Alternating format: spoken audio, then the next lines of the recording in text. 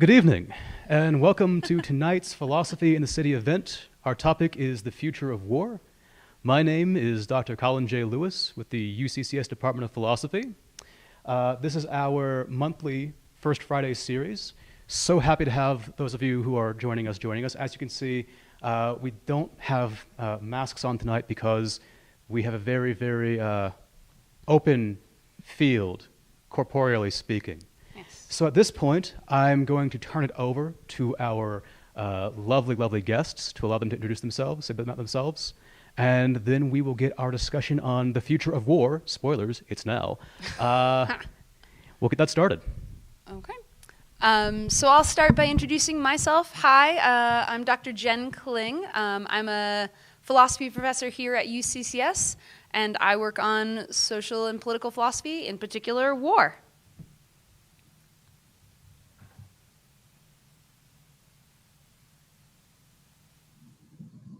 Hello, everybody. Not sure if we're taking turns, but I'll go ahead and lead off. I'm Dave Barnes. It's fantastic to be with you all this evening. I'm the Deputy Head of English and Philosophy at the United States Military Academy at West Point. And I also wear another hat as the Army's Chief AI Ethics Officer, advising the Army leadership on how we're going to responsibly use artificial intelligence now and in the future. Hi, I just lost a lamp, but I'm Jim Cook. I'm the head of philosophy out at the Air Force Academy, so very close, I suspect, to many of our listeners. I teach philosophy at the Academy and also do some research and writing. I work with a couple of other organizations on defense issues, and I'm very happy to be here tonight, so thank you for having me. And I'm Keith Abney, and I teach in the philosophy department at Cal Poly State University in San Luis Obispo, California. And I also am a senior fellow at the Ethics and Emerging Sciences Research Group. And I'm doing a lot of various issues in the ethics of emerging technologies for a long time now, and including on the ethics of lethal autonomous weapon systems and working on the ethics of war, especially in space. So imagine we'll have something to say about that tonight. And I am not affiliated with the Military Academy, unlike these other two esteemed gentlemen. But I did contribute a chapter to a book by the Naval War College. So I guess we've got the three major branches all covered here one way or another. We'll leave the Space Command out of this.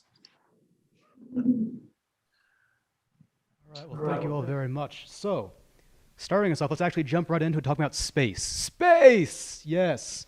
So, the first question I have for the evening, for anyone who wants to jump in on this, does the creation of the U.S. Space Force alter the current landscape of war? If so, to what extent? And for that matter, is space a realistic battlefield?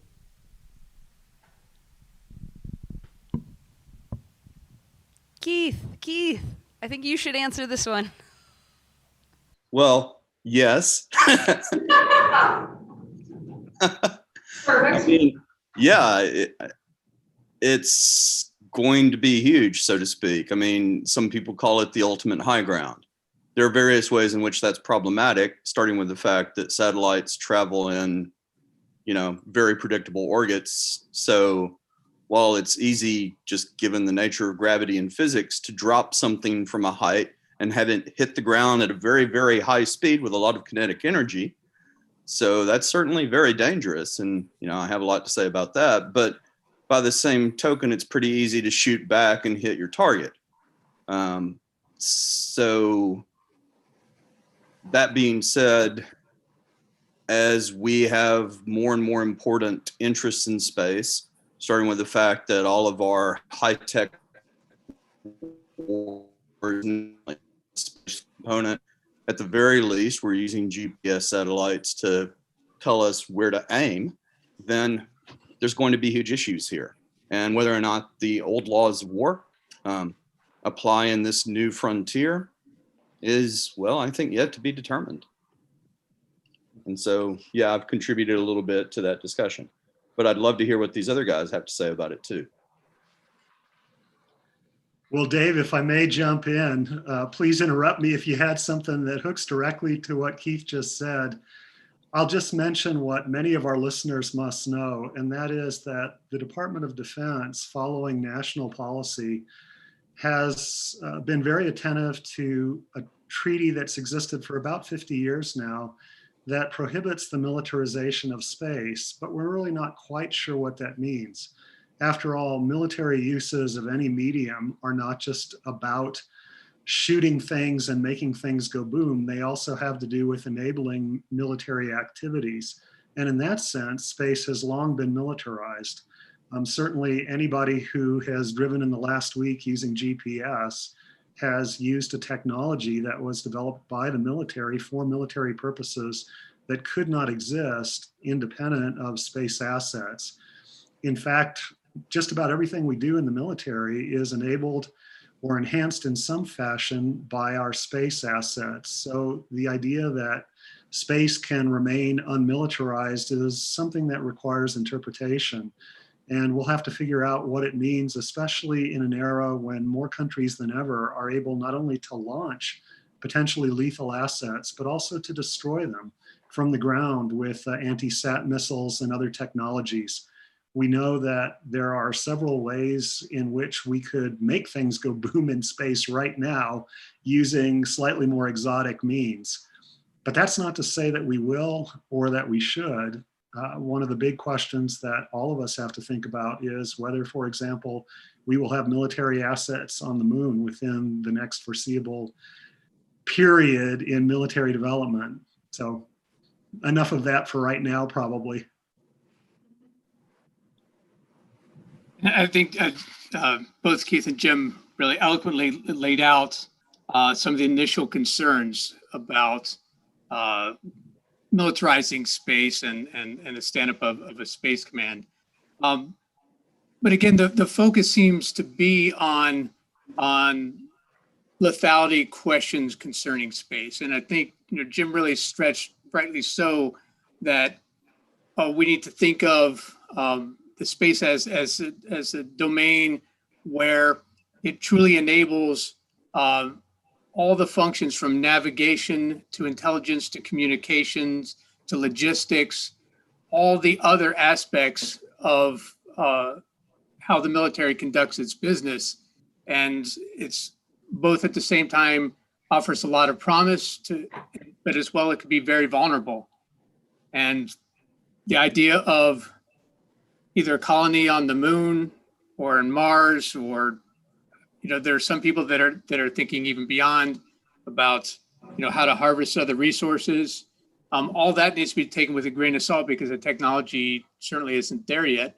One of the questions will be, should it be private endeavor, or should this be more of a public and governmental endeavor?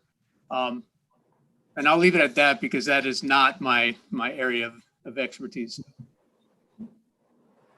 Yeah, so I think this is super interesting, and I was just thinking, Keith and Jim, about sort of what you were saying about the technology, right? And technology as a background to sort of military and space.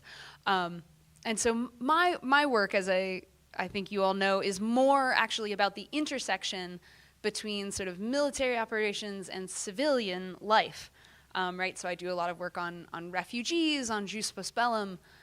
And I think one of the interesting things for me about thinking about Space Command and the militarization of space is thinking about how much of that technology, right, it's not only a precondition for the military being in space, but also sort of a precondition for many of the sort of trappings of modern life, right? So you talked about driving using GPS, right? We all sort of use the internet, right? We all watch Netflix now, right? We do a lot of things. We transfer money electronically, right, via the internet, all of which is dependent on space assets, right, Jim, as you said.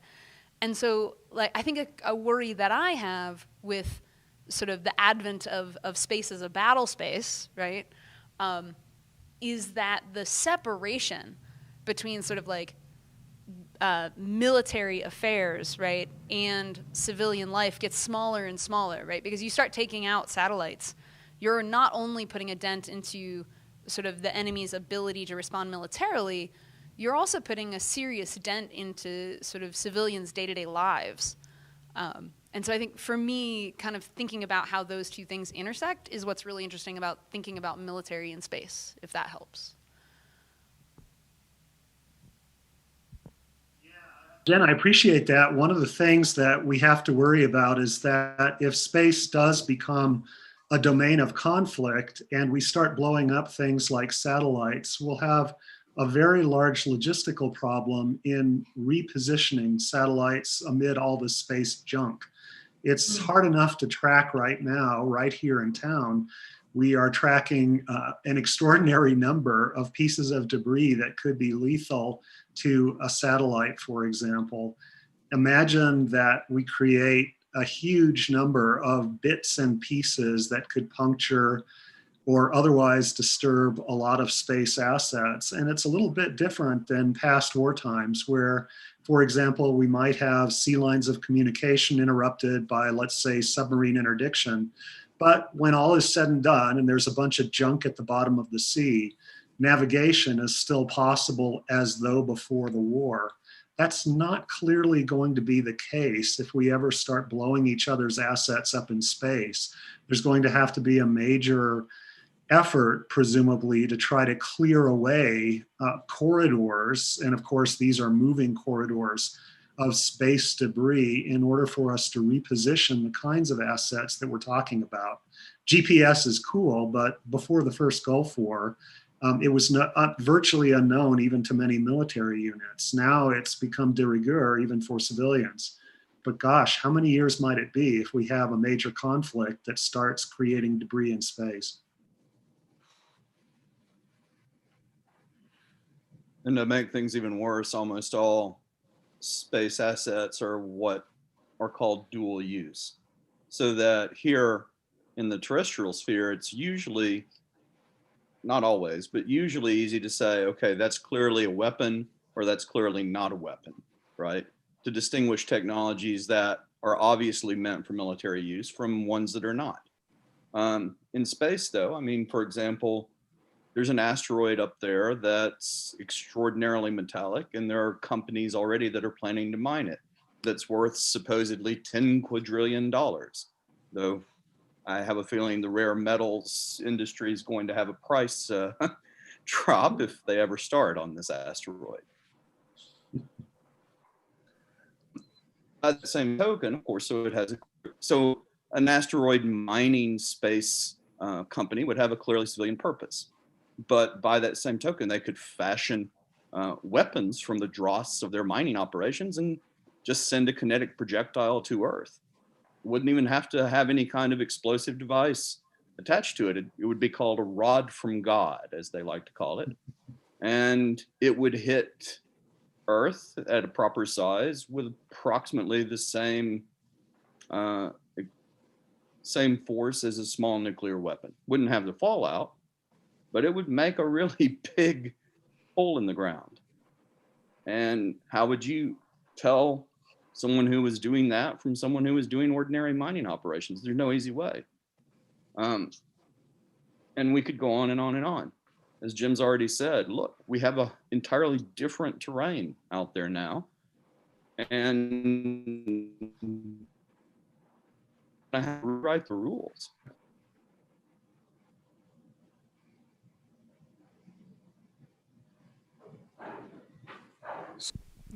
Adding to this conversation, we've got some really good discussion going already, and I see some people in the chat already talking about this a little bit, but I'm thinking maybe it'd be a good idea to set a little more context for our audience and some of these concepts as well. So we've talked around it a little bit, the notion of the Outer Space Treaty, right?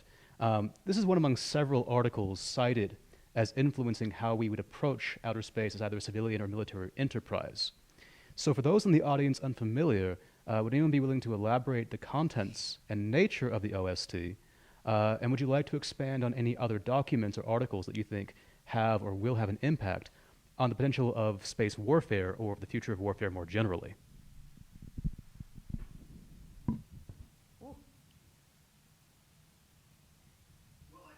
touched on the major issue, which is whether or not nations, as part of their overall outlook that's consistent with their treaty obligations, can treat space as a legitimate domain of conflict, but more than that, whether they can quote unquote militarize space. And that is such a slippery term when we're talking about the kinds of technologies that we've already touched on. Again, one needn't have something that looks like it's a Romulan cruiser or something out of another fancy space series to imagine that we violated the spirit or the letter of the treaty obligations that so many nations have embarked on already and have really stuck with, I think, more or less for decades. It's just not clear with the dual use capabilities that Keith has talked about that we haven't already, in effect, militarized space. The Chinese did a marvelous mission, and I think our hats are off to them for landing on the dark side of the moon. But once you have a foothold and you have the possibility of creating a permanent habitation that is something more than just what's in, let's say, the International Space Station, you have perhaps that high ground that Keith has already mentioned. And that high ground is a perfect launching point, by some estimates, for a war at the drop of a hat or for the militarization of space with almost no forewarning. When one adds things like, let's say, 3D printers and other technologies that we know are really not that exotic anymore, it's not clear that you'll have any warning at all, right? That, for example, you'll see a major logistics operation to move military assets into space. Rather, it could be that what we have to do is assume that space will be weaponized, maybe even assume that it already has been in some important ways.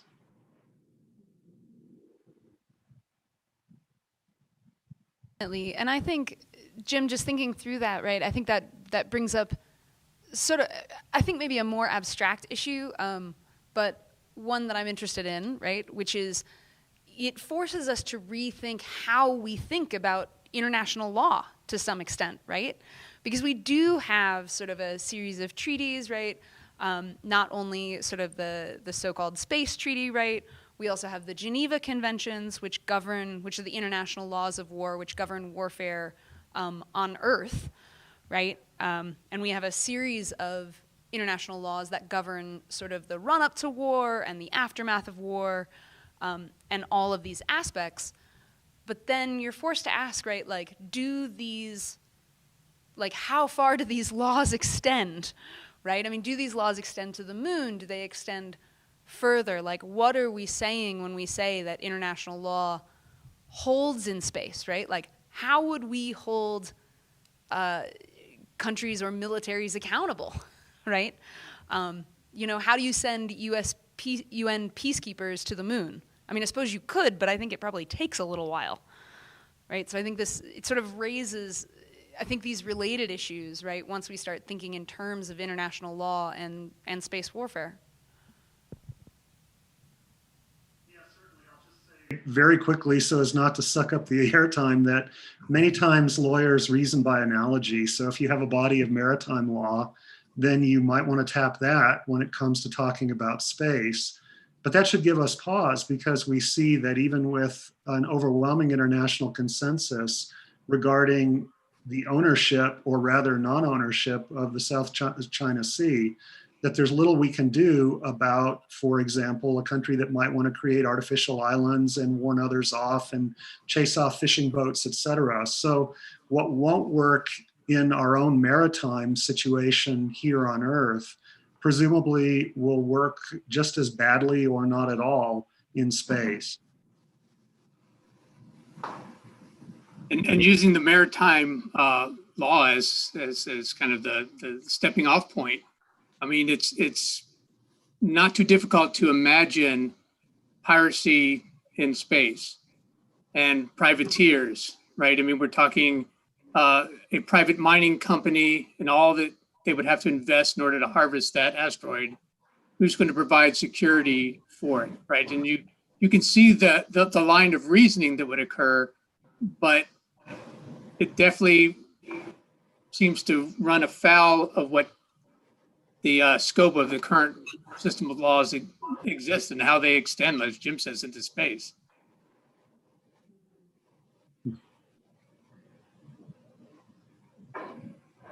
So another topic I want to go back to, because we already mentioned the notion of dual-use technologies, dual use in the sense they have both civilian and military applications. For example, communications technologies, nanotechnologies, space flights, exosuits now. Given that many of these technologies are increasingly integrated into daily civilian life, some literally into the body, and given that the principle of distinction between civilian and combatant has long been a topic of discussion in the military and academic communities, are there live concerns about how human co-evolution with technology might further muddle military principles in the future?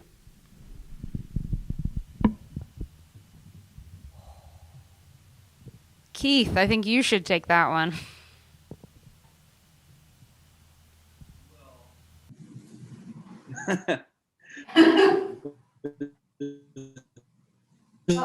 Ways we go here. So, I mean, could you repeat the question? And are you talking about possible, for example, human enhancement or becoming a cyborg? Is that the idea?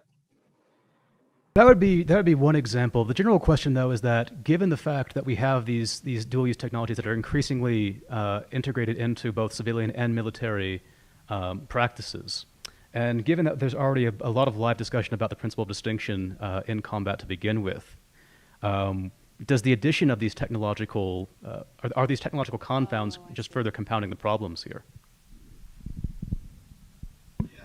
I mean, odd implies can.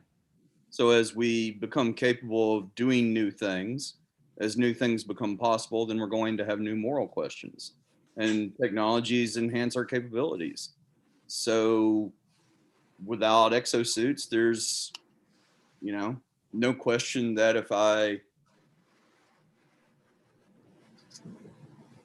punish a soldier when he can lift over 2,000 pounds, that there is never going to be such a situation. But hey, maybe in the future they will be able to, so that if someone's trapped below a tank, they're no longer a combatant, but maybe in a few years they could still be a combatant, right?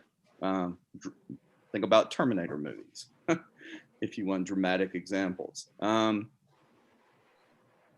Dual use makes this all the more problematic because, again, what we're capable of depends, in a sense, on what the environment is. And so in space, it's very different than a terrestrial environment, and land is very different than air or sea. So all of that's going to make a difference. If we can breathe underwater, we're going to be able to be a combatant in ways that we can't right now. And technology might be able to enable that, or genetic modification, right? Hey, I mean, would the military be interested in having the genes for kills, right?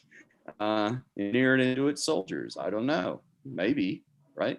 They're definitely interested in other kinds of enhancements. I wrote a report on this. So there are lots of things that, again, would be dual use, would be very cool for civilians to have, that would also have military purposes, of course, right? Again, odd implies can. As we are capable of doing more, new ethical issues are definitely going to arise and force us to revisit our previously settled convictions on old ethical issues, because our old settled convictions depended on what the alternatives were. And when things were impossible, we didn't have to consider them.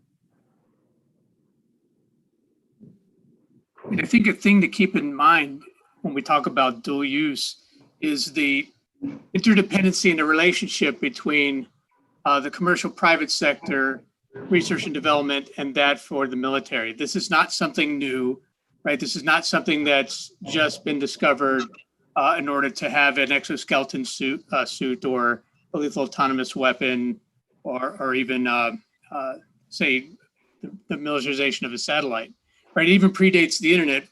And, for many of us that we're using it to facilitate this conversation, right? If taking a look at it at a strict definition, be treated as dual use, but I'm not sure we're ready to accept that. But the reason we have the internet that we're able to communicate tonight was, originally a program from ARPA. And, if you think back to the 60s, the Department of Defense led not just the nation, but the world in R&D. Over a third was driven through the defense industry.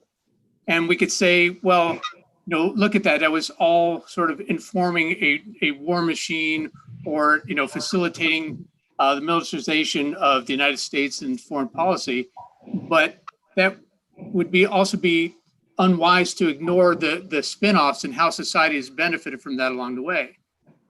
And so what you find is the balance has shifted, right? So in recent decades now, the Department of Defense actually has a very small percentage of even our internal to the US research and development. And where the most exciting and cutting edge research is happening right now is not within DoD, right? It's happening out in the commercial sector. So the idea of dual use, again, is something that's, in a sense, has always been there. And it does become, tricky if we want to further unpack it in terms of thinking about distinction, discrimination, and how that might change in light of this new realm of space or with any of these new technologies. Sorry, go ahead. Jen, actually, I was just going to go back to something you had said earlier, and that is you had reminded us of the policy implications. As we think through the ethics of dual-use technologies, it's good if we remember what you've reminded us of already, namely that dual use makes ethical policy making more difficult in many ways. So whereas it might be easier for somebody like people in the Pugwash movement to control the development and proliferation of nuclear weapons, when it comes to dual use technologies, whether it's something like robotics or something that is related just to a single domain, the fact that we can't clearly identify a single use, a military use, means that we're much less likely to be able to control the development and proliferation of that particular technology. Back in the day, a guy like Hitler, in the wake of the Versailles Treaty, had to suggest that Dornier bombers, which were clearly bombers, were fast mail planes, right? That they were actually civilian mail planes, and they just needed to be really fast in order to deliver really, really important mail. Now, all the technologies just about that we've addressed tonight, their major components are clearly useful, whether it's for autonomous automobiles or for any number of other things. There are civilian uses, and it's very difficult, therefore, for policymakers to say, yep, we need to get a body of policy, if not international law, together to try to control those. So, sorry to interrupt you. No. I'm glad you brought it up, right? Because that's what I wanted to just go sort of. I just keep banging this drum, I suppose. But I do think one of the very interesting things, just to speak to that point, right, about dual use is not only sort of like ethical policy making, right, ethical decision making, but also sort of to speak back a little bit to Keith and Dave's points as well. Right, once every technology is dual use or multi-use, right, and we open up the spectrum of who is dangerous, right, of who is a threat, then it starts to look like everybody's a target, right, and everything is a target because everything is either like obviously threatening or we can see how it could obviously be threatening, right, and so then you think everything and everyone becomes a target, and then we're a lot closer maybe than we used to be to sort of the idea of total war, right? Which sort of a lot of both international policy and military policy has been sort of shaped around avoiding total war, right? So total war just being the idea, right, that, everything and anything can be targeted. And I take it a lot of what especially sort of, global north militaries have tried to do and international law has tried to say, no, you can't target everything and everyone, right? There are limits. And I think one of the concerns that I have sort of about the sort of explosion of technology that's multi-use is that we're not going to be able to say that anymore with any kind of clarity. If we can, it'll require superhuman intelligence to be able to say it with any clarity. So let's take a couple examples that might help here. Right now at Creech Air Force Base, I take it an operator's looking at his monitor and, through the camera of a predator flying over Afghanistan looking for a potential target.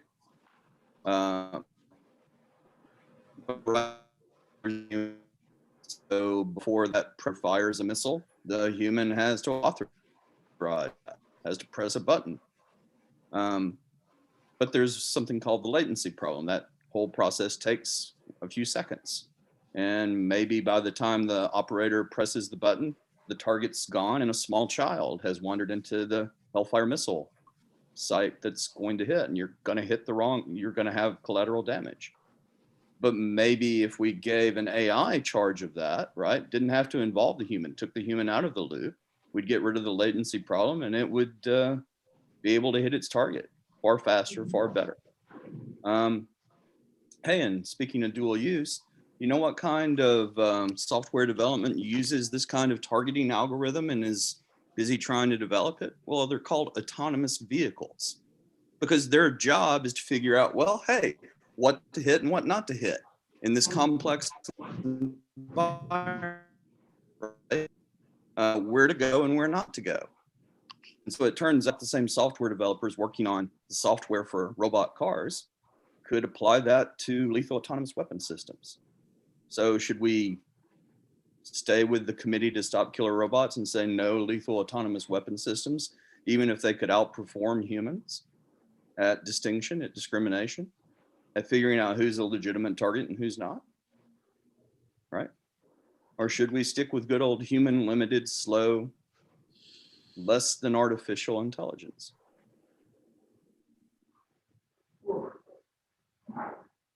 I don't know. Dave or Jim, do you know? I don't know.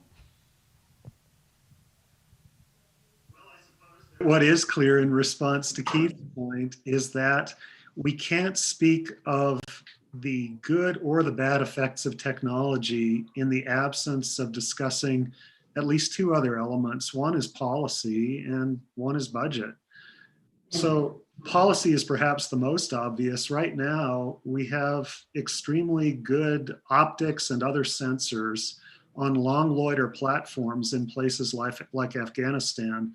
We also have extremely low yield, precise weapons like Hellfire missiles that need not even have an explosive charge aboard. They can be used as a kinetic weapon, kind of like the rod from God that Heath was talking about before. So one might think that because we have that technology already in our pocket, we would have no civilian casualties in air operations in some place like Afghanistan. But of course, that's just not the case, because our policies of use that start with, in some sense, with IHL, with international humanitarian law, but also filter down through that aspect, through LOAC into ROE, tend right now to favor killing the bad guy in certain situations rather than preserving the innocent person. That's not a matter of technology alone. It's partly a matter of policy, right? Or largely a matter of what we decide to do. We could do otherwise. And I'll just say real quickly about budget. We know that when countries get to be broke or exhausted, think about the end of President Bush's administration, President Bush number 43, that is, George W. Bush. We suddenly kind of drew back a little bit from what some people would have considered to be perhaps an Iranian mission or something like that, because the bills came due. We had a president who had his father lurking in the background saying, "Read my lips, no new taxes." And so it was. There were no new taxes, but there were two very expensive wars. By the time the bill came due, we found that we couldn't do quite as much. And that probably saved lives, in part by not employing technologies that our policies probably would not have restrained. So that's a complicated way of saying that the technology doesn't necessarily kill people. It's like the bumper stickers for Second Amendment, pro Second Amendment types that say guns don't kill people, fill in the blank does, right? Criminals do, or something like that, right? So it is with military technology. So. But the gun helps, right? I mean, that's always the rejoinder, right? Is like the technology helps, right? But I'm glad that you brought up budget, right? Because I do think that's sort of an aspect, right, of this whole discussion, right? Which sort of the United States famously has the largest military budget in the world, right? And even given that we've got the largest military budget in the world, there are still ways in which, right, we're maybe not using technology that could make our wars cleaner, so to speak, right? We're not using technology that could make our wars maybe less lethal or less bloody. And so it's sort of interesting, right, to think there's all that money and yet it's like not enough almost. Is that, you know what I mean? I find that interesting and kind of strange.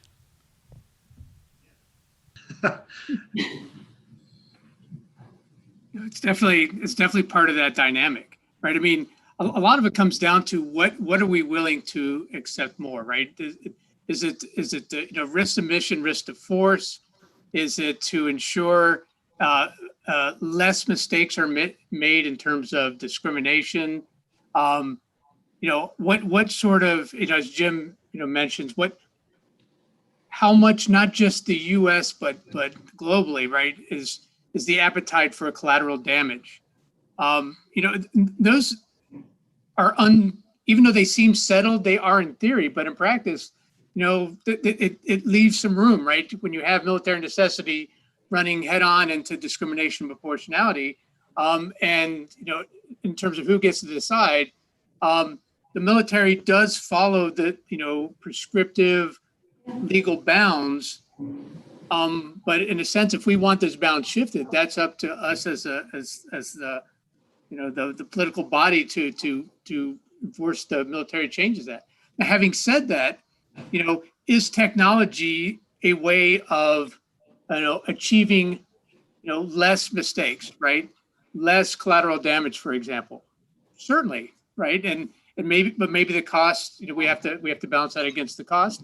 But is that the only solution? I think that's absolutely not, right? I mean, it's, none of the texts that we've already talked about so far, or that we'll probably continue to talk about others this evening, are going to be sort of a panacea, right? The one fit solution to prevent civilian casualties on the battlefield. I mean, it requires much more work in the policy arena, but also even where our soldiers and military people are deployed and for what reason. So a lot of work needs to be done in that space.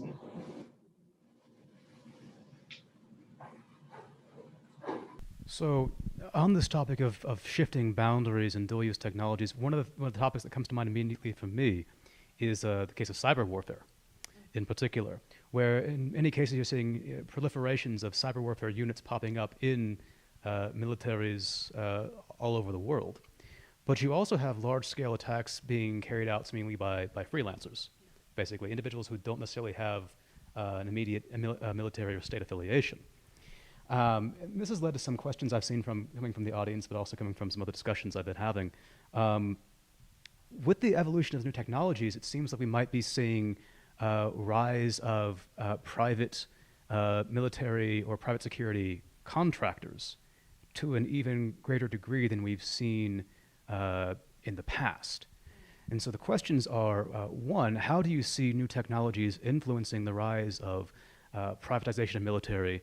And do you see private military contractors, private security contractors becoming an increasingly important force that we have to consider in how we approach the politics and ethics of warfare broadly construed.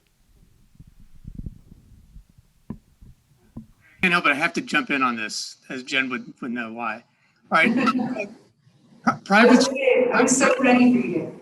private forces are ubiquitous. They're everywhere. A famous quote is, "We cannot go to war without contractors," right? And so we have to, in a sense, to get over. We should maintain the concern and we should have the discussion about it. But the fact is, they're here and they may be here to stay.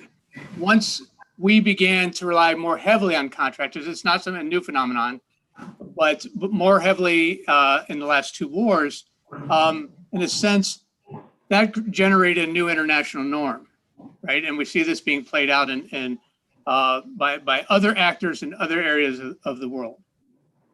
Back to the cyber piece, right? Everyone was focused at the time, over the last 10, 20 years on groups like Blackwater, that armed contractors on the battlefield. But they're involved in logistics, they're involved in intelligence, they're involved in information warfare, they're involved in cyber. We're so interconnected back to our corporate relationships that, yes, you're going to see privatized forces. You're going to see companies advertising their cyber capabilities to be used in both offensive and defensive means. And the question is that something that we are going to hire as the United States? Do we think that that's something that's morally acceptable? Because others will, right? And so part of the concern is not, yes, we can make the moral claim that we ought not privatize force for a variety of reasons. And even in the realm of cyber, but that doesn't change objectively that it's happening. And so the question is what do we want to do about it? It's not advocating that we just need to join in, but it does, as you mentioned, right? It sort of raises not just the specter of privatized force, but it changes the way our traditional conception as a state's monopoly on the use of force in all these different dimensions, whether it's space like we talked about or cyber now.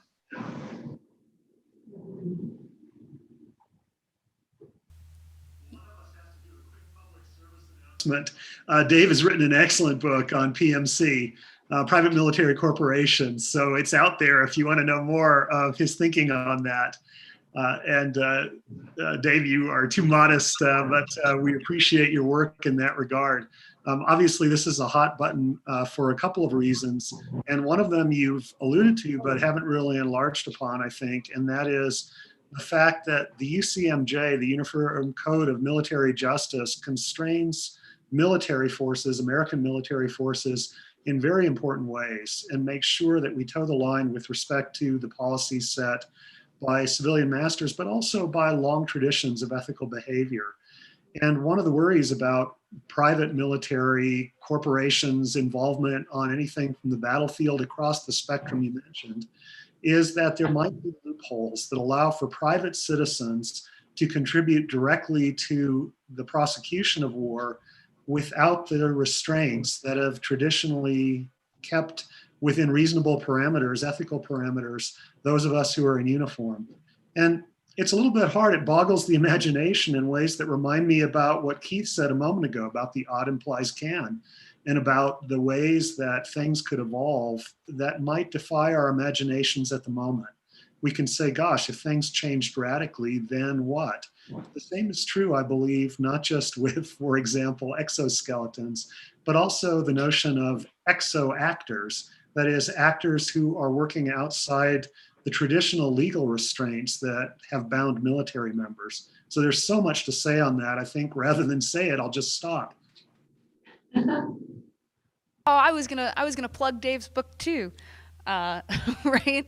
But I do think, I think this whole question of states no longer having a monopoly on the use of force, right? I mean, the idea of states having a monopoly on use of force, right? We know that's always been a little bit of a myth, but it does seem to be getting worse, right? But I guess to tie it back to the cyber point, right? I think it actually starts to raise really interesting questions about what counts as force, right? Because I think sort of Dave, you mentioned Blackwater, right? Sort of a famous case, actually being on the physical battlefield, right? But then we can also think about contractors who are working purely in the cyber realm, right? Who are only, right, sort of working for the DoD, doing cybersecurity, right, doing cyber offense as well as defense, and starting to think about what's the sense in which that counts as force, I think is really interesting. Because there's a sense in which it's force, right? It's an attack or a defense, but there's also something very, very, I think, very different about it, right? Such that it doesn't look like the traditional sort of military space.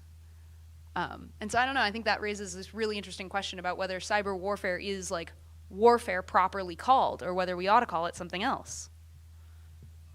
It goes beyond just the actual complex. I'm going to simplify it, but the question of, can you respond in lethal force to a cyber strike, right? An important question, and it's not settled. I mean, it's worth much discussion. But again, on this theme of dual use and interrelationship between the public and private sector, what in our country prevents a large tech company from doing its own sort of cyber strike against somebody else? Or what happens to them if they're on the receiving end from another country or another large global companies and their cyber strike, right? Do they take that upon themselves, or is that the responsibility of the government to then protect them or go on the offensive to prevent and deter further attacks? You know, we cherish our separation of the public and private spheres. Other states, that line is much more blurred. And you mentioned, call it everything from an individual actor, right? The proverbial teen in the basement with the Funyuns and Mountain Dew, launching an attack to, so other companies that I won't mention right now, but that actually work for other governments, right? And the lines are fairly clear. It's much more murky and intertwined than even at first appears. Yeah, this is actually part of what I was going to bring up, is what Dave just alluded to. So suppose Google and China get into a tip, and Google decides to cyber attack, I don't know, say Baidu, a state-owned enterprise in China, and Baidu responds and takes down the power grid in California. Is that an act of war? We need what's called a red line analysis, right? Is that an act of war by China or by a private company? Could Google fight a war against Singapore? The future might be to have questions like that suddenly become meaningful, right? And if they did, would the United States have to be involved? Or could they say, hey, private enterprise, we're staying out of it? I mean, realistically, they couldn't, I think, although again, that gets us to policy issues, right? We're going to have a whole brand new world coming. For some of our listeners, it might be worthwhile to realize that there is a tradition about what constitutes a so-called casus belli and what doesn't. And traditionally, acts of espionage do not. So if we go by analogy and there is, let's say, a cyber theft of records, of individual records, or somebody messes with the database, it's probably not going to be, in the traditional sense, a cause for war, a legitimate recognized cause for the use of kinetic force. But we do know that with Stuxnet, we went from a cyber attack to kinetic effects.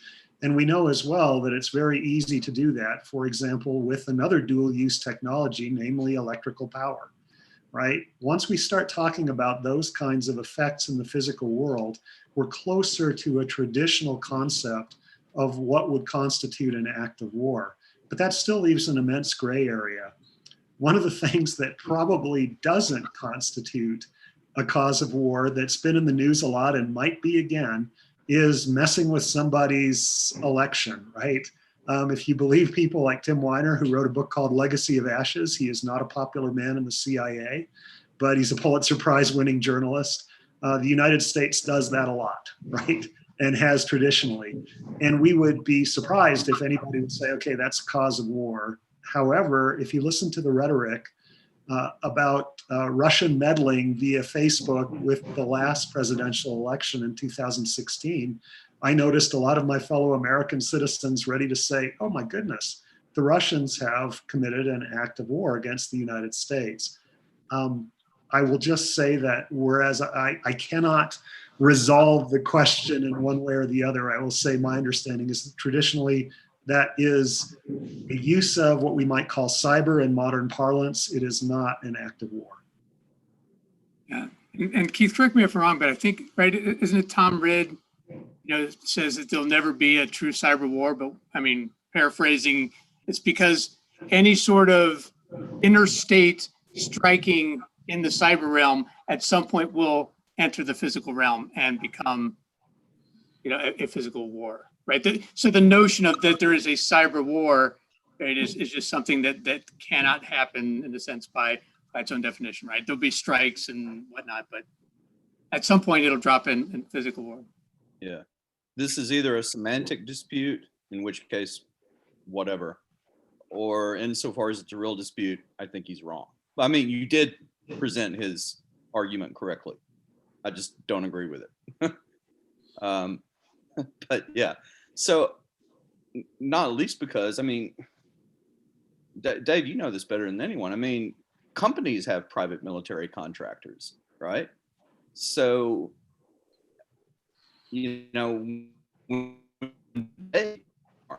well, and Jim just talked about Stuxnet, right? I mean, suppose it hadn't been the U.S. and the Israeli government, allegedly, right? But a private company that released Stuxnet. Does it change the fact that it had kinetic effects? I mean, if you overthrew the Iranian government that way, would it matter in a sense whether it was a private company or a state sponsor, or a private company that is kind of quasi-owned by the state, like a Chinese state-owned enterprise? So, I mean, we can have disputes about how to define terms. And I'm a philosopher, so I'm game for that, right? An analytic philosopher, I guess I should say, right? So I'm perfectly game for that. But but by the same token, there's something real happening and is going to happen more in the future. And we, at some point our terminology needs to adapt to get around that reality, is what I guess I would say.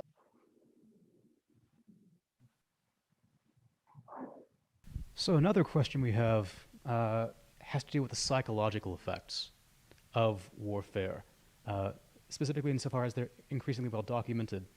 There might be a concern that as we develop more creative and efficient means of destruction, detrimental psychological effects on those engaged in warfare will be exacerbated. So do you think that as technologies evolve, challenges to human psychological well-being will be further complicated? So one example we commonly hear talks about drone operations, right? So the question might be, do drone operators experience greater emotional removal from war atrocities because of their increased distance from the destruction they cause, or do their prolonged surveillance activities and extensive use of drone cameras bring them closer to the people on the ground emotionally?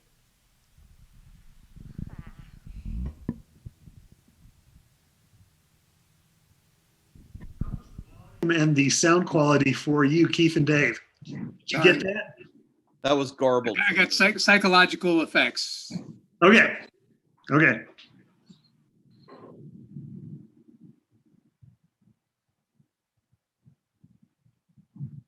You want me to go again, or? Long and interesting question, and I think Dave just gave us two of the key words. That pretty much covers it. I think we're good. Otherwise, yeah, I'd love to hear it again. I think we just lost sound for a little while. Try that again. So the question as written was, the psychological effects of warfare are increasingly well documented, and some might be concerned that as we develop more creative and efficient means of destruction, detrimental psychological effects on those engaged in warfare will be exacerbated. So do you think that as technologies evolve, challenges to human psychological well-being will be further complicated? The example that you might think of being drone operators. So does being so far removed from the combat scenario emotionally distance them, or does their prolonged surveillance activity actually bring them emotionally closer to the targets?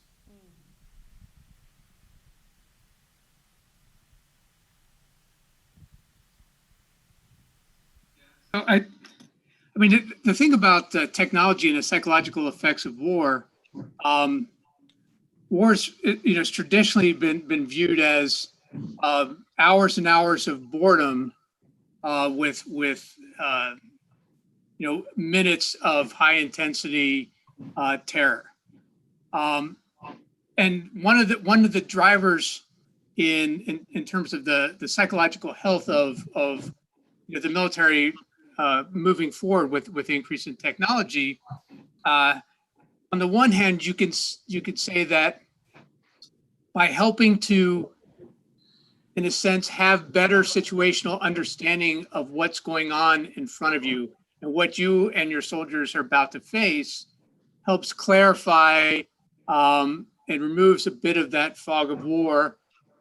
Furthermore, you could say, and some people argue that, as we mentioned before, that increased technology is not only increased lethality, but also can help with better target discrimination. All those may be good things, and in a sense should help with the psychology of the soldiers in the military, especially when they return home. But there's a trade-off because of the cognitive demand that's going to be required. The pace of combat now has increased, so rapidly, whether you're talking about Boyd's decision loop or just how much an individual, whether it's the youngest leader to the highest level commander, has to maintain awareness of in terms of how the fight is going on. And that the technology will only really help with their psychological health if we reduce some of that cognitive load. Now, in terms of drone operators, they are facing the battlefield in a different kind of way. And so one of the questions is, we should ask is there something unique about their position, their function, their role that's having a particular psychological effect? Is it the distance to the battlefield? Is it that they are, in a sense, in a safe haven as opposed to being forward? Do they have cognitive dissonance because they'll fly their mission during the day and then run to the store, pick up some milk, and go home, and go watch the kids' soccer game or something like this, right? There are all these different aspects to that problem set, and so we have to be aware of it. I think this is an important aspect of thinking about the responsible design of this technology, is not just ensure that the technology will be reliable, it'll do what we want it to do on the battlefield, but the humans that are going to be using it, what is the relationship? What is the human machine teaming aspect? What is the effect of using this technology going to have? Is it going to help reduce some of the psychological damage, or is it just going to increase the potential for that because now we've given them more things to be worried about? Yeah, and I think I can speak to that a little bit more as well, right? So Dave, just to sort of go off your point, right? Thinking about the ways in which technology makes these questions even more complex, right? Is that we know that as a psychological matter, right, people respond differently to events when they think they're responsible for them, when they think they're partially responsible for them, or when they think they're not responsible for them, right? So it's one thing when something bad happens, and I think, look, there was just nothing I could do about that car crash or that tsunami or that hurricane, right? I feel bad for what happened, right? But I don't have any sort of guilt or shame or regret because I am not responsible. I'm just clearly not responsible for, sort of massive weather events or things that happened when I wasn't at all involved. But I do think one of the things that's interesting with increased use of military technology, right? So we use the example of drones, but you could also start using sort of examples that are sort of coming down the pike, right? Like the Cobra Army systems, right, being used on the battlefield, the advent of lethal autonomous weapon systems, and sort of start to think about different kinds of ways of programming those systems, right? So Keith, here I'm borrowing your language, right? Humans being sort of in control of the loop, humans being in the loop, and humans being out of the loop, right? Where that distinction, as I understand it, and Keith, correct me if I'm wrong, right? Sort of humans making the ultimate decision, right? Being sort of in the loop, right? And then out of the loop where it's not up to the human driver or human controller at all, right? And so I think once we start looking in terms of sort of combatants' psychological well-being, then we have to start thinking about how that intersects with feelings of responsibility. And then you recognize that questions of responsibility get a lot more complicated once the technology is more complex. And I think that plays into it as well. This is not an answer. It's just to be like, it's even more complicated.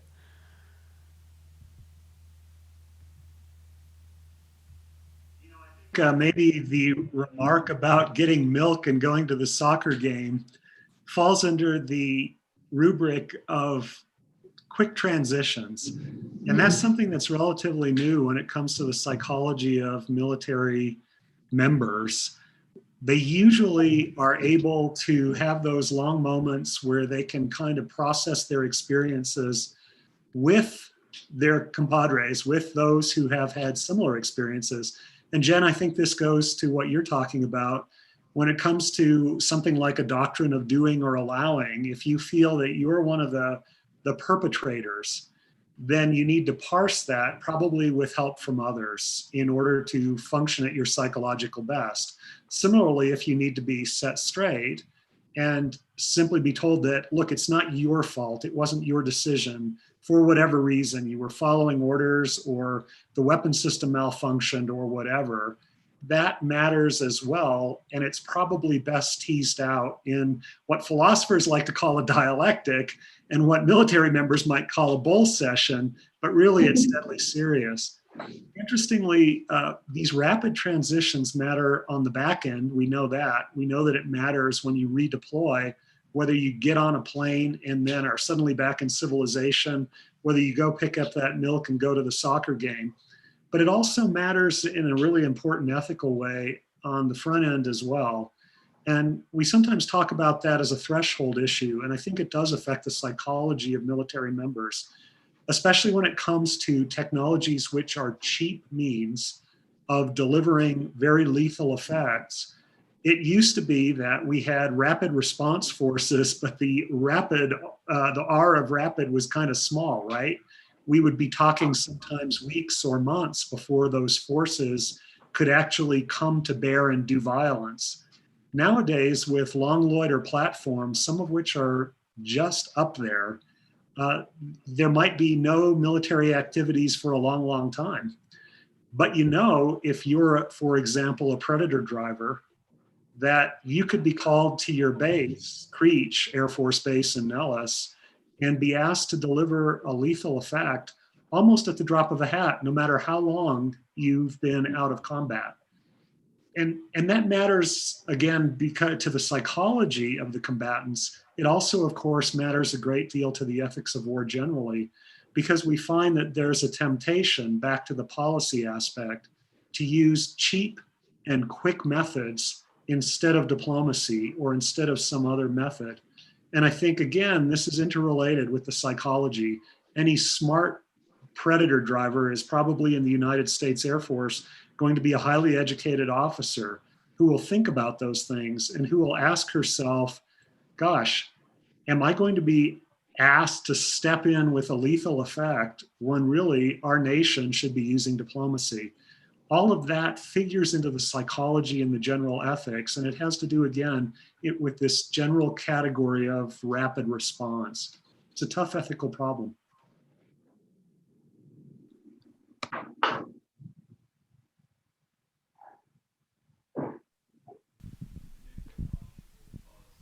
Other problems for human psychology as well, I guess, in the sense, I have a friend, Julie Carpenter, kind of a sociologist of robots and humans. And she wrote a book on basically on explosive ordnance disposal teams, and basically bonding with their robots and being horrified when they would, well, do their job, but lose their lives in the doing. And so there's one account where they went back to the tech who tried to repair the robots and begged to save its life. Right. So, you know, I don't know how soldiers feel about their M16s, but I doubt that's the usual approach, right? So we're going to have, as the new technology becomes more and more, has more and more human-like capabilities, or maybe even superhuman capabilities in the future, all these kinds of questions, including fears about technological unemployment. There are already reports of possible fragging, right? Where the soldiers disable a robot because they think it's threatening their job or doing other things that are detrimental to the team. So we're going to have interesting psychological issues of those sorts too.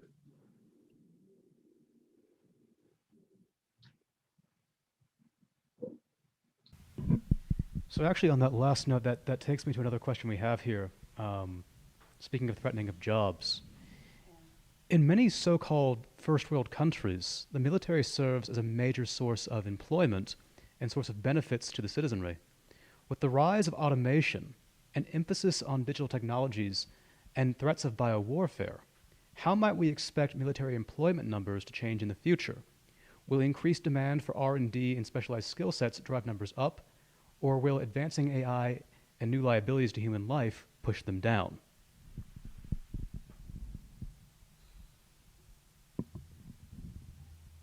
Well, I mean, I'll take a stab at that question, which I think that, I mean, I know that we sort of keep saying this, right? But I do think one of the answers to that is that it's dependent on what policy decisions are made and what legal decisions are made about the use, right, and development of different wartime technologies, right? The development and use of AI, sort of the development and use of sort of a variety of, dual use technologies and capabilities, right, and automation.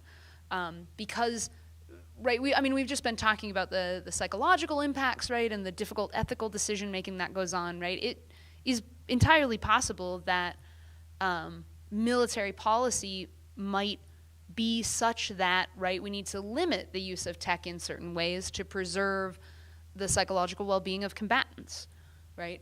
Or that we want to ensure that we keep humans in the loop, right? So that sort of artificial intelligence is not making all of our strike decisions for us, right? And so in that case, right, technology might be more of an assist than anything else.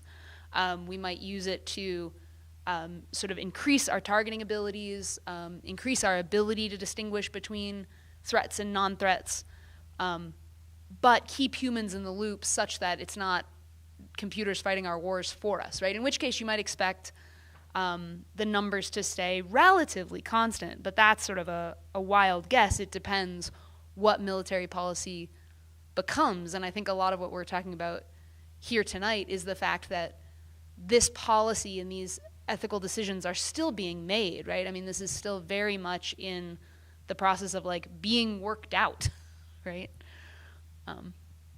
Other thoughts? That was just my initial thought on this.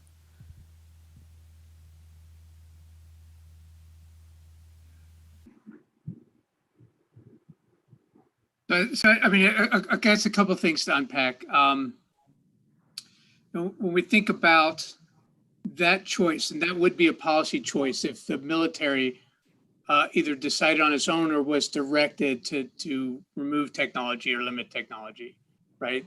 The military will continue to pursue technological leads to gain an advantage over its anticipated adversary, as long as it's within keeping with the law. I mean, we're very clear about that.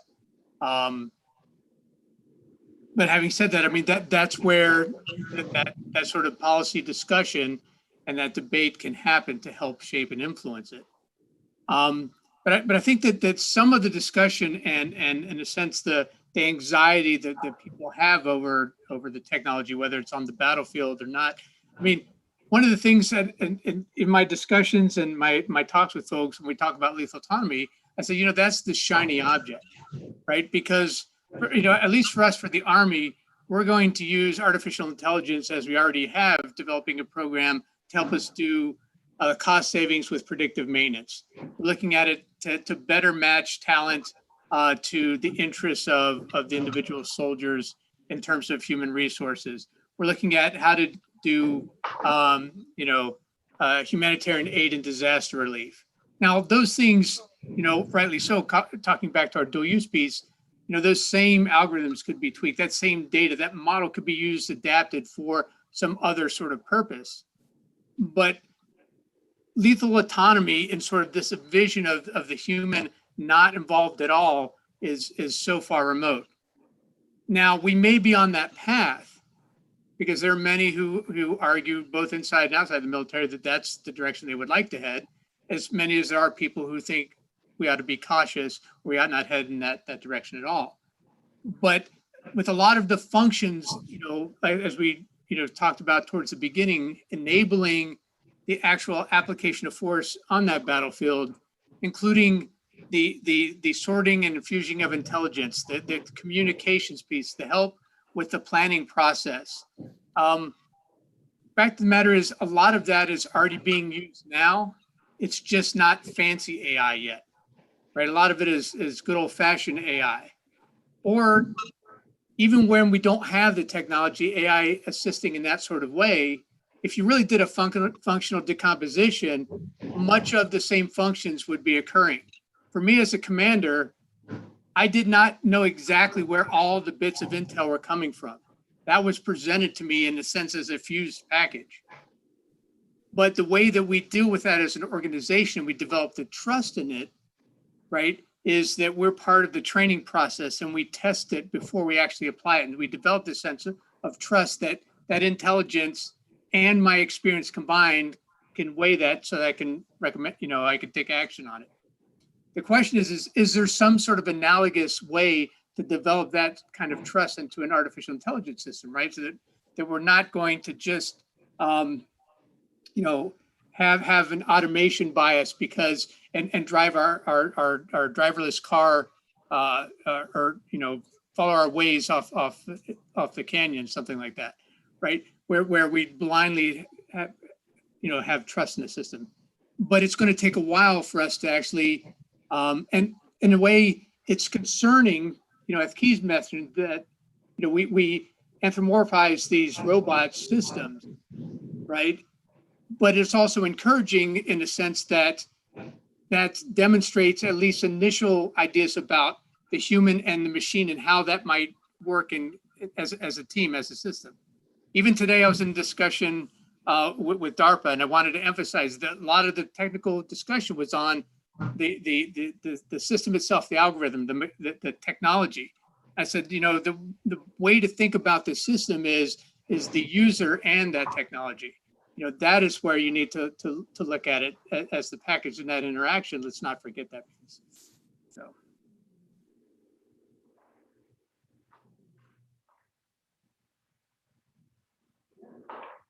I really like that we have old-fashioned AI now.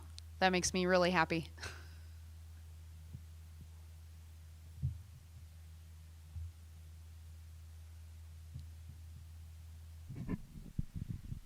All right, so as we enter the last 15 minutes or so of our discussion, I think the next question is going to be simple and sweet, but hopefully very fun for everyone. What's the craziest new technology with military applications, And why should we fear it? And on the flip side, what is the single most overhyped or overrated technology that's not really a threat?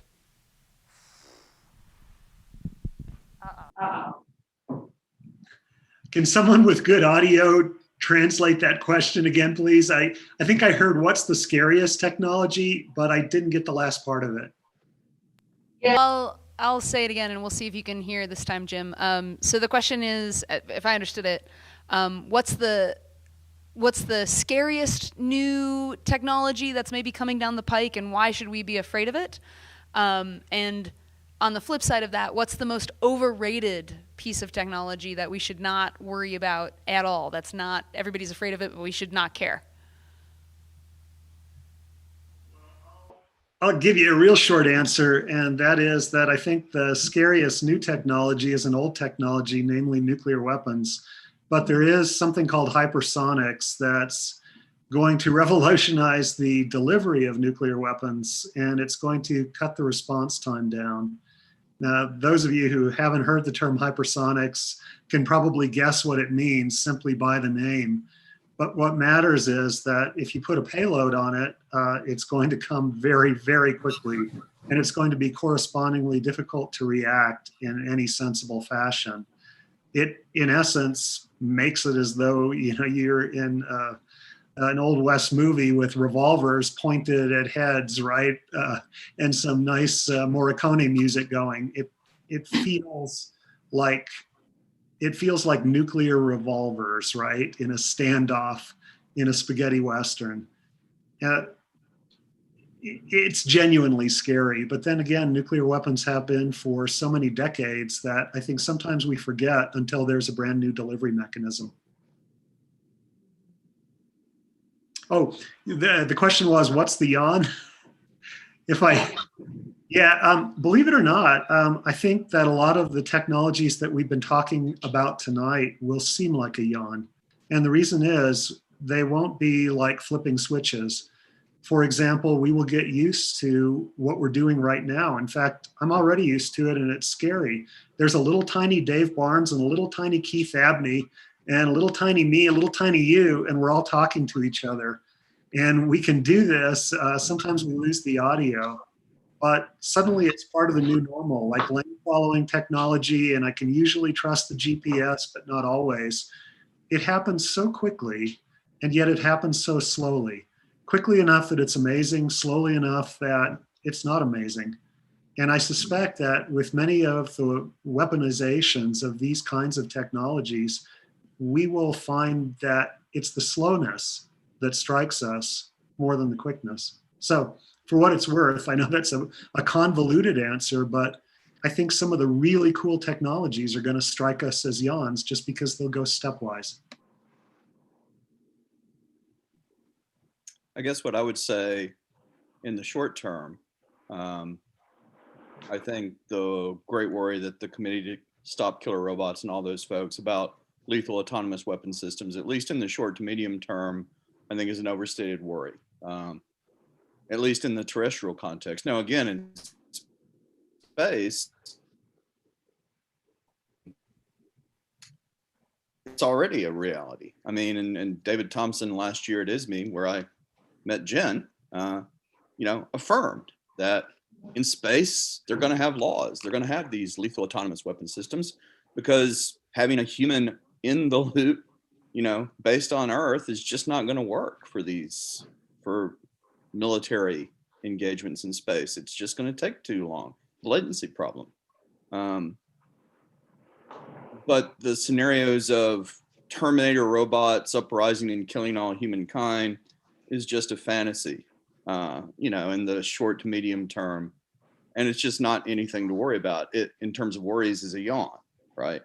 For the foreseeable. We got a lot more to worry about before we have to worry about that.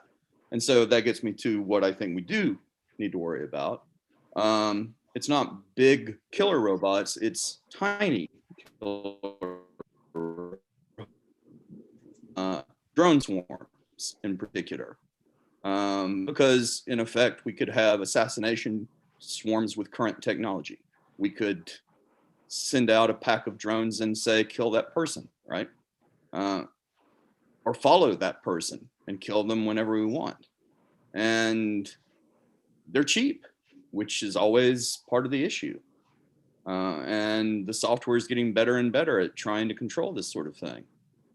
So I honestly don't know how we're going to be able to stop this technology from becoming pervasive.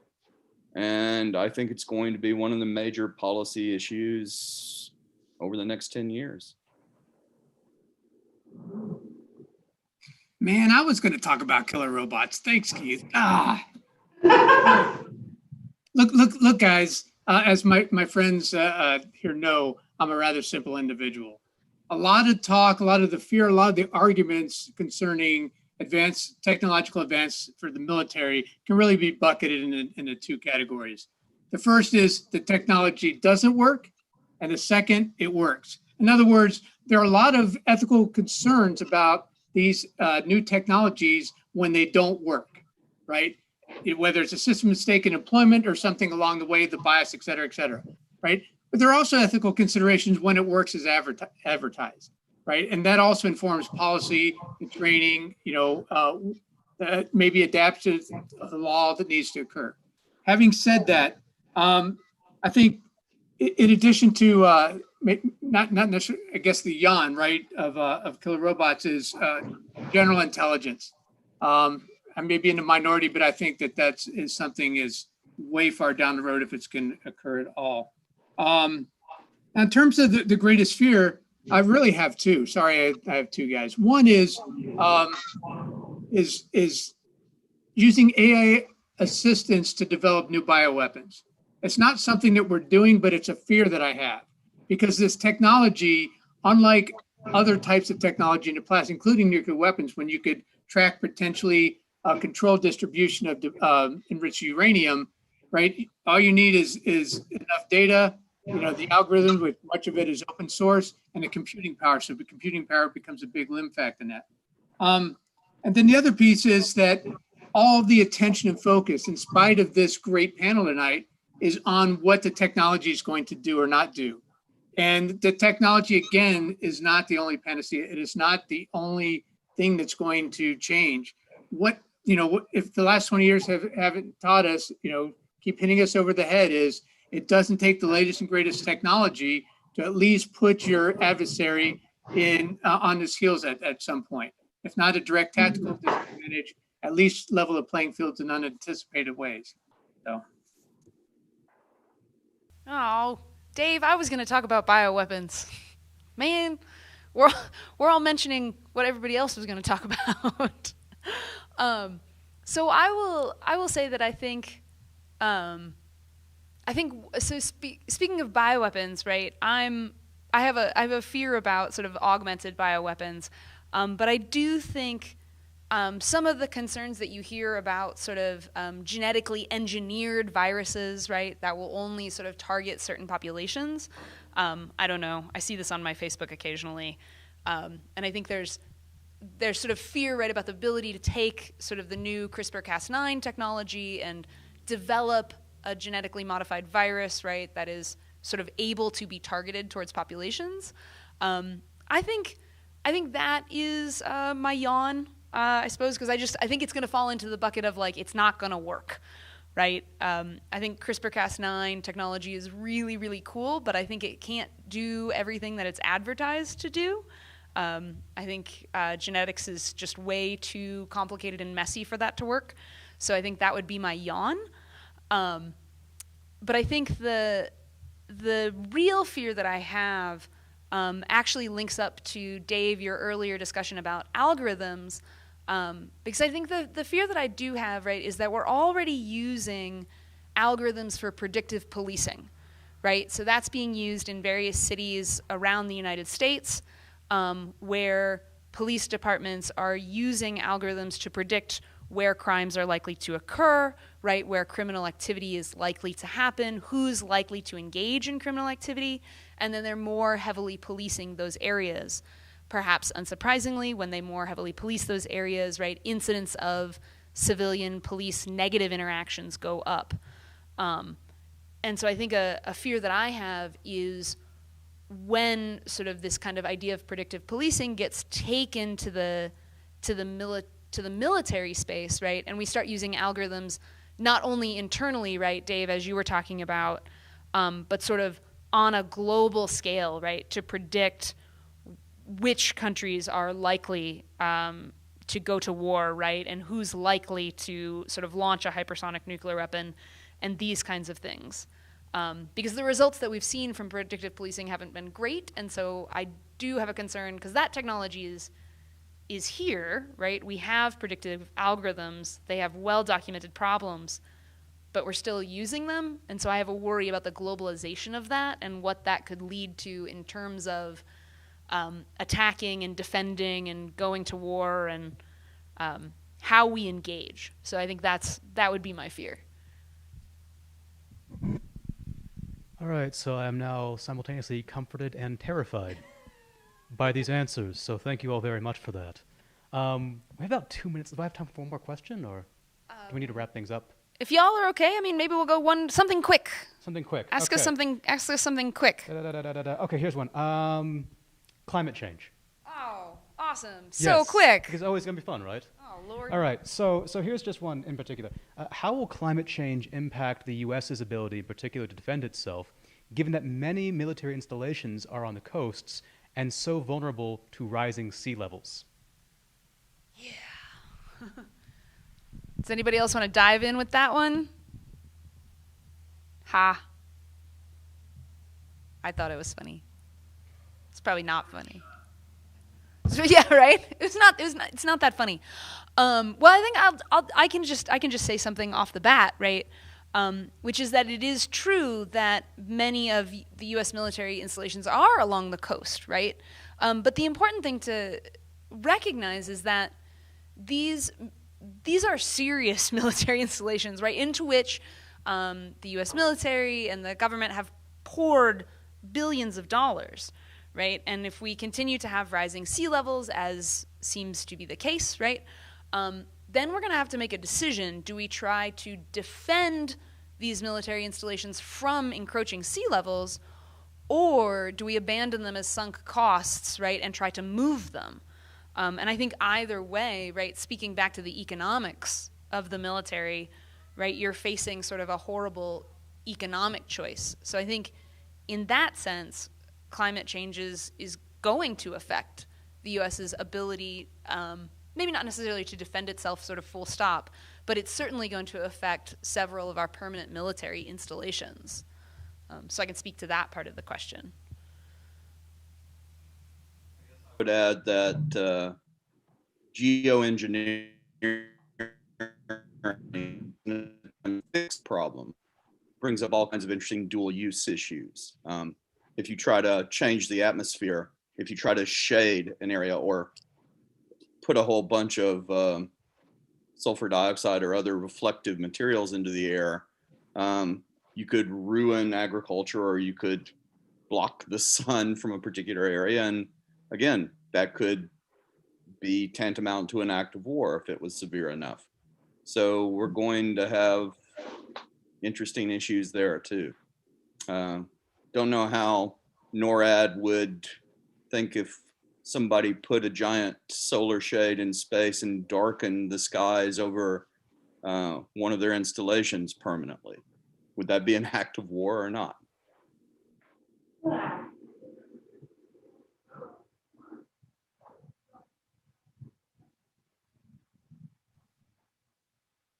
Well, I'm not, again, I was going to say I don't have a fixed opinion on it because I haven't thought about it very much. I suspect if I were in the Navy, it would probably be more of a concern. But I just hadn't thought about it. No, I mean, I appreciate the question.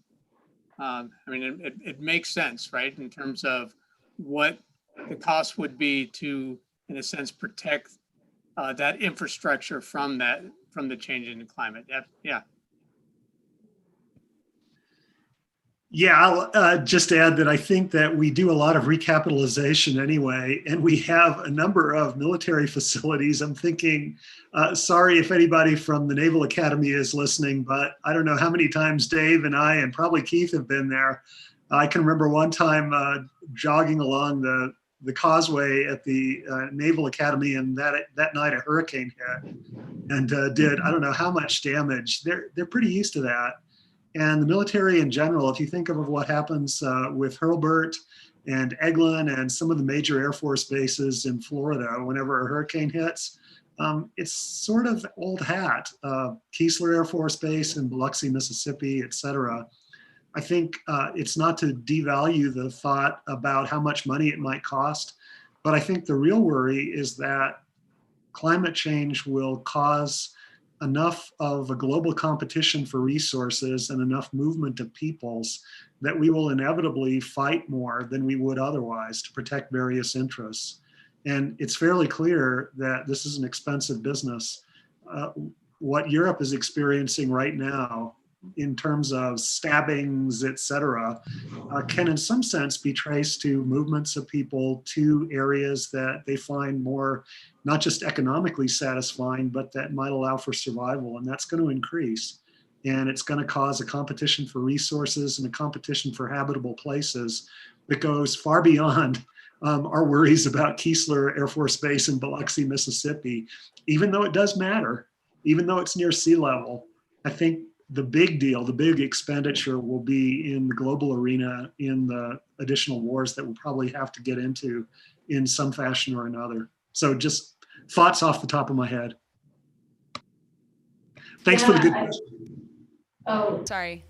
Yeah, Jim, I was just going to say, right, I was reminded by what you said, right, that the DoD sort of famously has referred to climate change as a force multiplier, right? That it's precisely the kind of thing that is going to both escalate wars that currently exist and lead to new wars, right? As the sort of movement of climate change refugees becomes sort of larger and larger, right? And as certain spaces on the planet become uninhabitable, right, then other places become more valuable, and that's just going to lead to a whole heck of a lot of things.